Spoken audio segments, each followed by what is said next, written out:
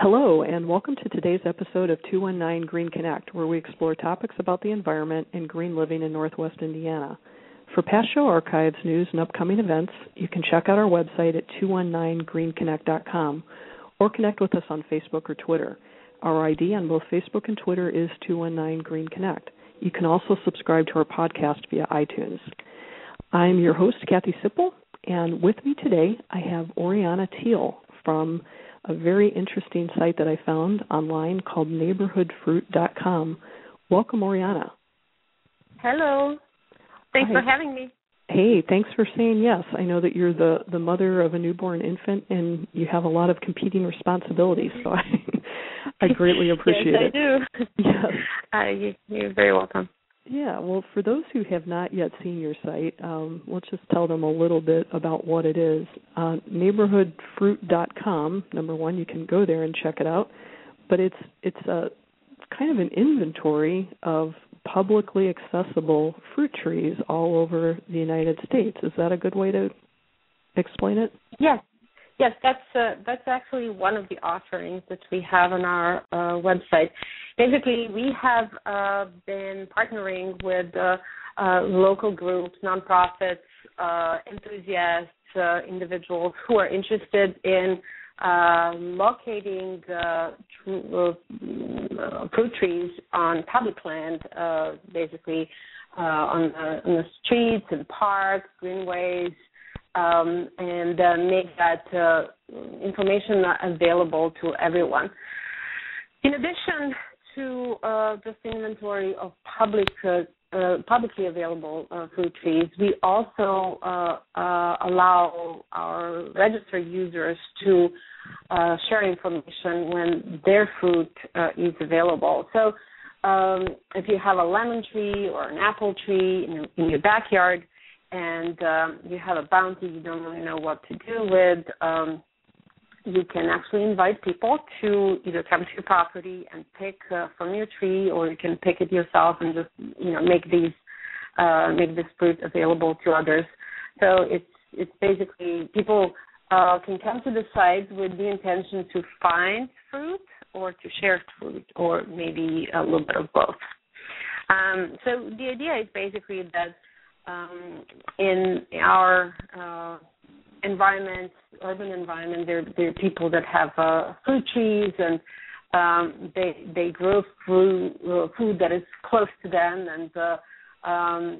and it's all about sharing, and it's all about basically not wasting what we have available. We were talking about locally grown food, and when you go to grocery stores and you see all of this premium added to a locally produced produce, and then we have this bounty in our backyard that is basically available and not necessarily fully utilized. So both my business partner, Katie Petcher, and I, we basically started this project when we were in grad school and decided to pursue it once we finished, and so that's kind of where we started, and it's been a few years now.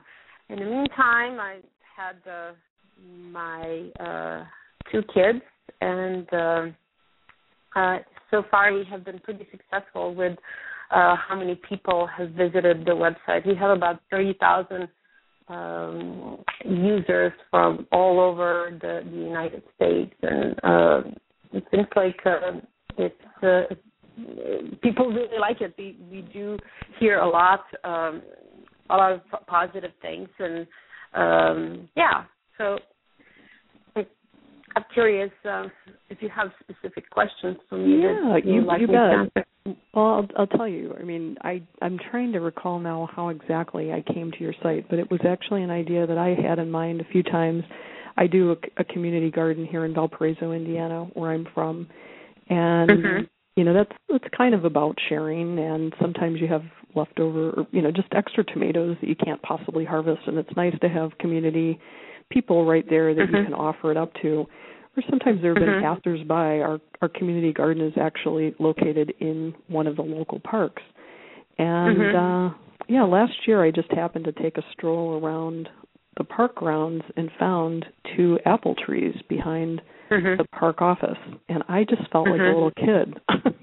I mean, I was excited about the vegetables I was growing, but I was like, oh my goodness, look at all these apples! Wow, so I ended up taking some apples along with the vegetables that I had grown, and there was just something very, very special about it. I'll admit this was not on on your website. I hope it will get on your website, but they were falling on the ground, they were rotting.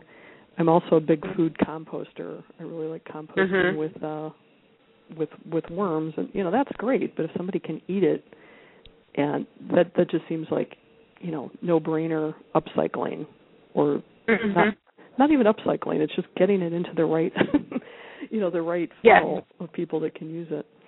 So, what did you study in college that led you to this project? Was it a related field of study? Actually, it was a master's program. It was a business school, Presidia Graduate School, and the focus is on sustainability. The idea is to incorporate sustainability in basically all courses, and to approach the idea of changing this particular world and the system that we live in with the future in mind, with looking into profit, planet, and people all incorporated, as opposed to just focusing on profit.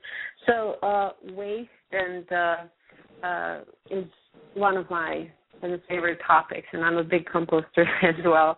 I have a compost bin and warm bin in my backyard, and luckily San Francisco, where I live, it has a great zero waste system, and we can compost basically everything that comes from our kitchen. But what was really interesting to me, besides the waste, was also a social component, people component in our project. So I don't know if this problem of a food desert. There are areas in this country where people really don't have access to fresh fruits and vegetables, simply because there are no groceries or food stands or food stands available to them. So what do people who don't have means to transport themselves and don't have money, what they end up with? They end up eating fast food or packaged foods or processed foods. That's the only thing that is available to them. So this project also has a kind of the idea that one fruit tree can have anywhere between 20 to 100 pounds of surplus fruit throughout the season. And that's a lot of food that can basically feed a lot of the people. So the idea is, like, if we can actually bring this information and make it available, and it can maybe also address this problem that we currently have in our society. And it's kind of interesting when people think about food. I guess not you and me, because we're so in touch with the community gardens and the idea that food does not necessarily, we don't need acres to have a nice little yield. Right. But we can actually grow food in really small slots. Like the square foot gardening. Are you a fan of that, or vertical gardening? Yes. San Francisco, during the Victory Gardens, during the World War II, there was 40% of their needs basically came from Victory Gardens. So it's amazing how much food you can actually get from such a small areas. So it's we're starting with fruits, and it's definitely work in progress, and we're hoping. We often get inquiries from people that are all over the states, and they're like, I don't see a tree in my neighborhood. Just in San Francisco, we have a database of about 5,000 fruit trees that are basically edible. But but that's because there's already an existing project going on. Right. And we're able to partner in order to get this information. But I'm sure that there are organizations and people and enthusiasts all over the United States who kind of share this passion, and having a central repository maybe for this information is kind of what we had in mind. Well, I am going to make it a goal to promote your site, and I think right now there is only one fruit tree in all of my, my target reach area that is listed. So it is my goal that we will have many, many more than that in a short time. As we're coming into the growing season. We're just outside of Chicago by about an hour, and I think I saw, a handful of trees in Chicago, but certainly that's a lot of fun too. I was even thinking, gosh, the next time I go to Chicago during the growing season for this, I might just have to stop by and make a planned visit. So, a couple of these questions you address very, very well on your website, and I just want to say again, the website that we're talking about is Neighborhood Fruit, and the site is neighborhoodfruit.com. Some of the questions that people have asked is, does this cost anything to participate, and can I make money from my fruit? And you want to just talk about that? Yes. So when we started this project, we envisioned to basically make it available for free for people to share the information and participate. But we currently do not charge any fees. We do not we do not have a system for people in place to actually to make any money if they share their fruit. And one of the reasons for that is that if there's a money exchange in the process, there might be some liability issues related to people getting sick or whatnot. By giving something away, you're not subject to that particular restriction. So, and we also more interested in encouraging sharing is caring, as my two-year-old now uses the phrase. It's more about building a community around it, and in general, like how much money can you really make in the process? It seems like it's not necessarily a feasible way to generate him. But on the other hand, we do have experience where people come and they pick up the bag of lemons and they bring you a jar of honey from their backyard. Wow, that's great. Great. And those are kind of a nice examples of how people can participate and really get something. And some people who actually participate in this sharing fruit, the fruit that they have is more of a problem to them. If 100 pounds of apples in your backyard, if they're not managed, they turn into waste. They attract vermin. They can be a slip and fall issue, and we have some users that are elderly and they cannot really pick the fruit themselves. They need help.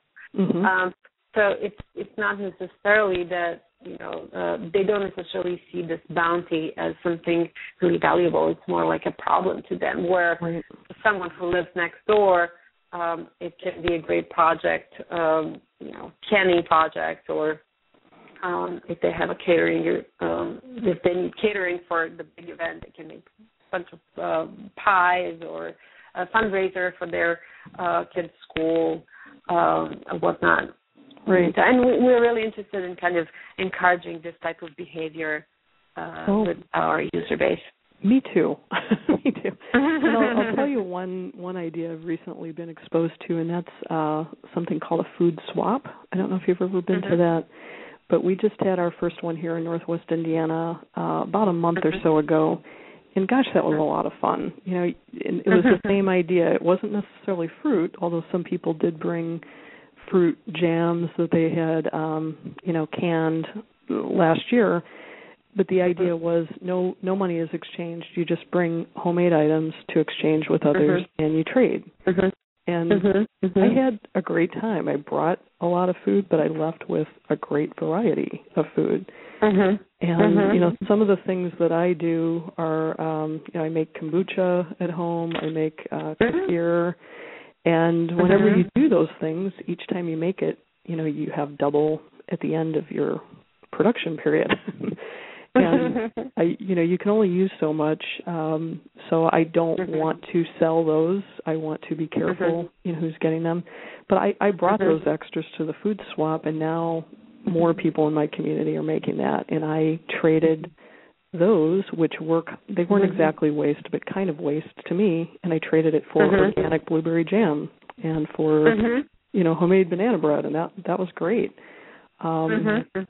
So I do really like that social component, and just getting in touch with what's already available and in abundance in our own backyards. It's just looking at a problem in a different way, and I love the solution that you've come up with. So good job. Thank you.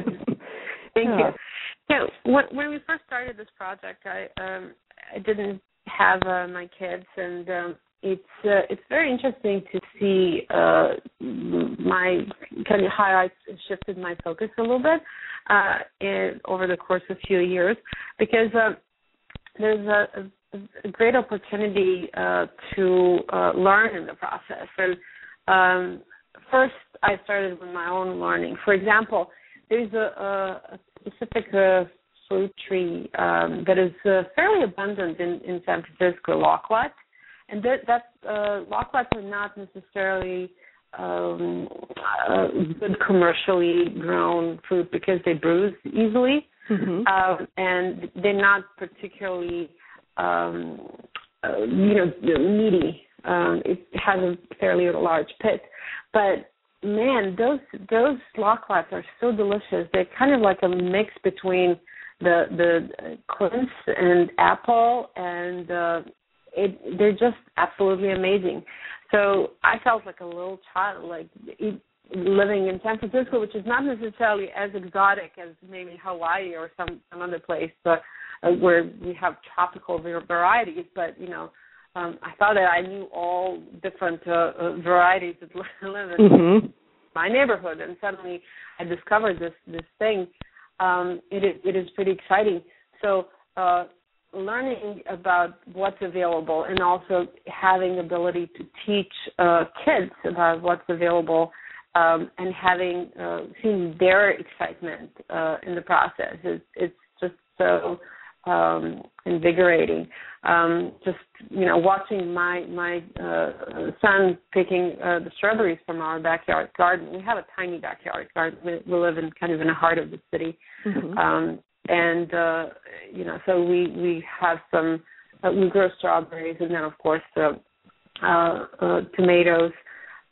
So having him being connected and learning, if that's kind of the first memory that he can have from his childhood, it's a different relationship towards the food that we can offer to our kids.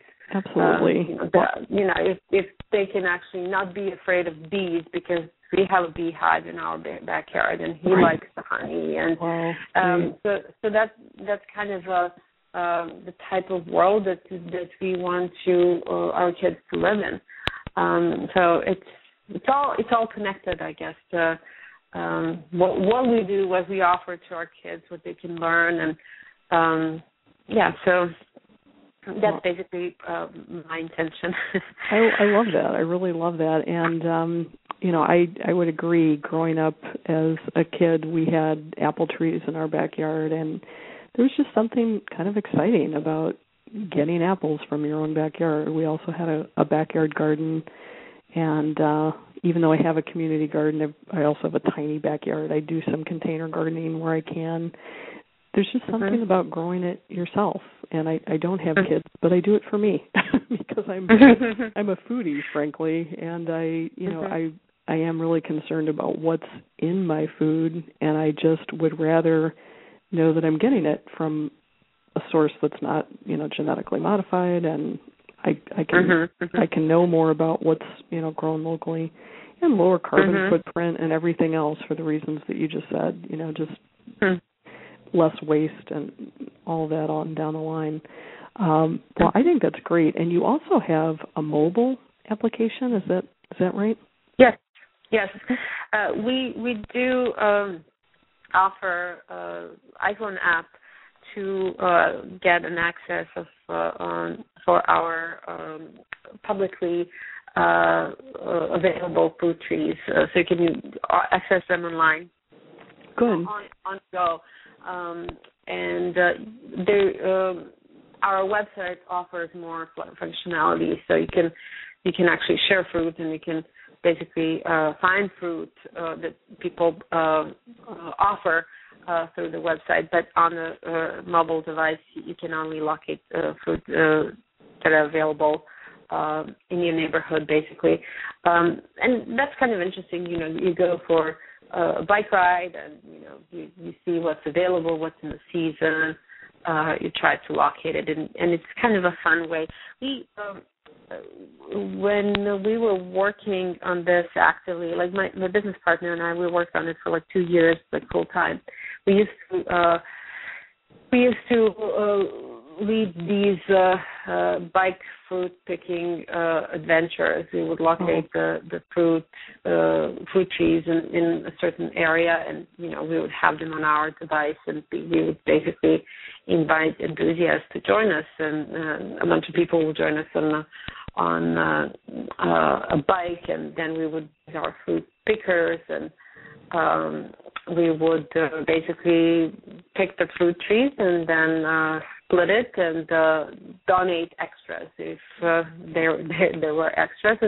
And plants are quite prolific, so we had a couple of instances where we actually sent food to a local shelter because we just couldn't handle all of it. That's great. So that was pretty interesting. And one time, like all the plants that I picked, my husband tried to make a jelly, and it turns out that he put salt instead of sugar. So be careful what you do with the bounty that you picked. Don't give it to your husband. I'm just kidding.